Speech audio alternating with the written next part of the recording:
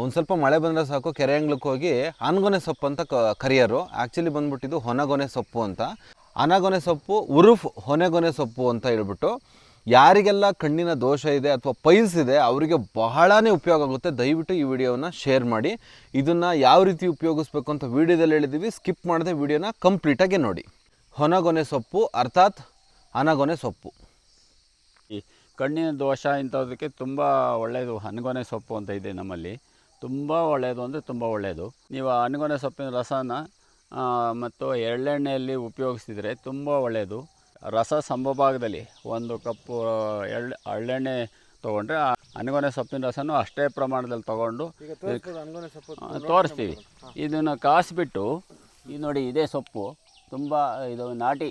ಈಗ ಫಾರಮ್ ಬಂದುಬಿಟ್ಟಿದೆ, ಆದರೆ ಈಗ ಇದು ಎಲ್ಲ ಕಡೆಯೂ ಸಿಗುತ್ತೆ. ನಮ್ಮ ಹಳ್ಳಿ ಕಡೆ ತುಂಬ ಒಳ್ಳೆಯದು ಇದು. ಈಗ ಕಣ್ಣಿಗೆ ಸಮಸ್ಯೆ ಇದ್ದರೆ ಹೆಂಗೆ ಮಾಡ್ಕೋಬೇಕು ಇದನ್ನು ಒಂದು ಒಳ್ಳೆಯ ರಸ ತೊಗೊಂಡು ಅಷ್ಟೇ ಪ್ರಮಾಣದ ಎಣ್ಣೆನೂ ತೊಗೊಂಡು ಕಾಸಿ ಎಣ್ಣೆ ಮಾತ್ರ ಉಳಿಬೇಕು.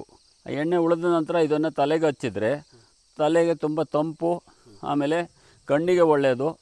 ಇದನ್ನು ಕಣ್ಣು ತಂಪಾಗುತ್ತೆ, ಕಣ್ಣಿನ ತೇಜಸ್ ಚೆನ್ನಾಗಿ ಕಾಣಿಸುತ್ತೆ, ಕಣ್ಣಿನ ದೃಷ್ಟಿದೋಷ ಕಮ್ಮಿ ಇನ್ನೂ ಚೆನ್ನಾಗಿ ಕಾಣಿಸುತ್ತೆ. ಅಲ್ಲ, ಈಗ ಆನಗೊನೆ ಸೊಪ್ಪು ಒಂದು ಎಲ್ಲ ಕೊಯ್ದು ಮೊದಲು ಹಸುಗಳ್ಗೆ ಹಾಕಾರಲ್ಲ? ಹಸುಗಳು, ದನ, ಕರು, ಮೇಕೆ ಎಲ್ಲನೂ ತಿಂತವೆ. ಆದರೆ ಮನೆಗೆ ನಾವು ಪಲ್ಯ, ಸಾಂಬಾರು ಇದನ್ನು ಮಾಡಿ ಉಪಯೋಗಿಸ್ಬೋದು. ಆಮೇಲೆ ಕಣ್ಣಿಗೆ ಅಂಜನ, ಕಪ್ಪು ಸಹ ಮಾಡ್ಬೋದು.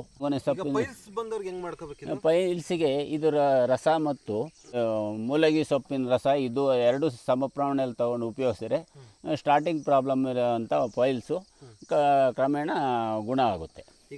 ಕಣ್ಣಿನ ಸಮಸ್ಯೆ ಇರೋರಿಗೆ ಇದರ ಸೊಪ್ಪಿನ ರಸ ಮತ್ತು ಎಳ್ಳೆಣ್ಣೆ ಇವೆರಡು ಸೇರಿಸಿ ಕಾಸಿ ಅದು ಬರೀ ಎಣ್ಣೆ ಮಾತ್ರ ಉಳಿಬೇಕು.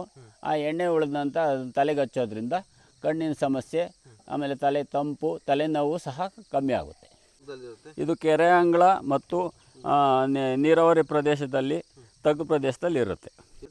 ಹೊನಗೊನೆ ಸೊಪ್ಪು ಅಂತಾರೆ, ಆಡಭಾಷೆ ಆನಗೊನೆ ಸೊಪ್ಪು ಅಂತಲೇ ಕರಿತೀವಿ.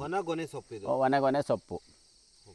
ದಯವಿಟ್ಟು ಈ ವಿಡಿಯೋನ ಯಾರೆಲ್ಲ ನೋಡ್ತಾ ಇದ್ದೀರಾ, ಇದನ್ನು ಉಪಯೋಗಿಸೋದಕ್ಕಿಂತ ಮುಂಚೆ ತಜ್ಞ ವೈದ್ಯರ ಸಲಹೆಯನ್ನು ಪಡೆದುಕೊಳ್ಳಿ. ಯಾಕಂದರೆ ಗಿಡಮೂಲಿಕೆಗಳು ಸಂತತಿ ತುಂಬ ಕಮ್ಮಿ ಆಗ್ತಾ ಇದೆ, ಜೊತೆಗೆ ಇದರದ್ದು ಬಳಸೋಂಥ ಪ್ರಮಾಣನೂ ಕೂಡ ಕಮ್ಮಿ ಆಗ್ತಾ ಇರೋದ್ರಿಂದ ಈ ಒಂದು ಪಳೆಯುಳಿಕೆಗಳನ್ನ ಉಳಿಸೋಂಥ ಸಲುವಾಗಿ ನಾನು ವಿಡಿಯೋ ಮಾಡ್ತಾ ಇದ್ದೀನಿ.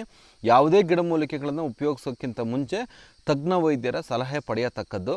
ದಯವಿಟ್ಟು ಈ ವಿಡಿಯೋ ಇಷ್ಟ ಆಗಿದ್ದರೆ ಶೇರ್ ಮಾಡಿ.